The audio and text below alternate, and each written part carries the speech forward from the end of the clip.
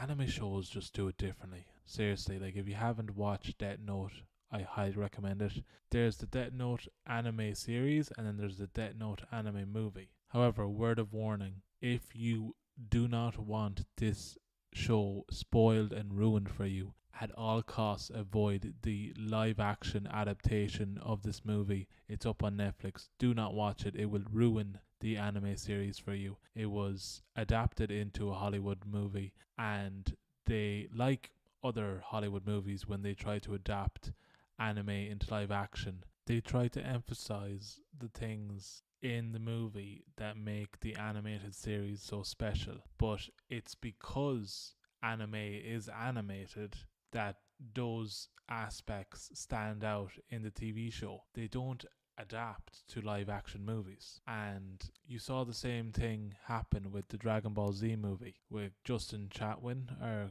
I think it's Justin Chatwin.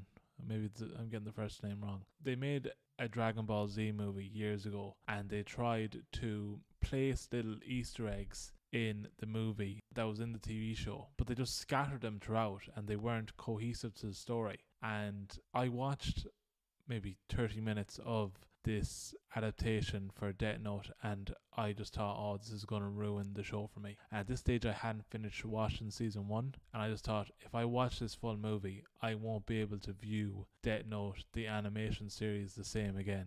And it'll just frustrate me that they had a chance to pay tribute to a great animation series with a live action movie and didn't do it justice. Now I can understand Hollywood wanting to jump on popular trends such as animation movies and anime movies, but at some stage you're ruining the show, because part of what makes a show special, especially anime, is the fact that it's animated and these characters can do what they do in the TV show because they're animated. It gives them that extra oomph, if you will. But I just thought adapting Death Note into a live action movie was a cash grab, and it was a very obvious cash grab that went balls up for them. Like I mentioned previously, we saw it with Dragon Ball Z and we saw it again with Death Note. Whenever Hollywood gets their hands on an anime movie and tries to adapt it for live action, they always try and put their American touch on it and almost Americanize Japanese anime, which I never understood.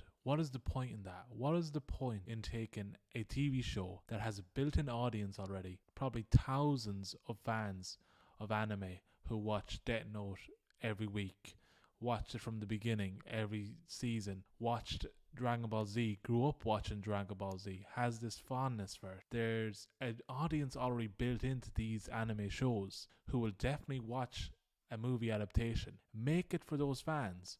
Do not try and remarket an anime adaptation for people who have never watched anime before. Make the movie adaptations for the fans that are watching the shows. And I think that's where Hollywood goes wrong every time. They try and put a spin on the Death Note movie. They try to put a spin on Dragon Ball Z and open up the market for fans who have never seen Dragon Ball Z, who have never seen Death Note, who definitely won't get the references. So they have these references in from the show. Someone who hasn't seen Dragon Ball Z won't get that. Someone who hasn't seen Death Note won't get those references. So make the movie for the fans who are watching the TV show. I know I've said that 4 times now, but I feel it needs to be emphasized because Hollywood obviously haven't got that through their heads, especially with the fact that they've gone through 1 or 2 movies now. Even with the Mortal Kombat movies as well, that's something like it has a built-in audience and they try and remarket that as well. I know that's not anime, but it's along the same lines. Anyway, yeah, just market it towards the audience that you have already. Hi guys, hope you all enjoyed this short highlight clip. If you did and you want to check out my full episodes, you can always check out my podcast Finding Yourself up on Anchor FM and Spotify. The links are available in the description. Thanks for listening.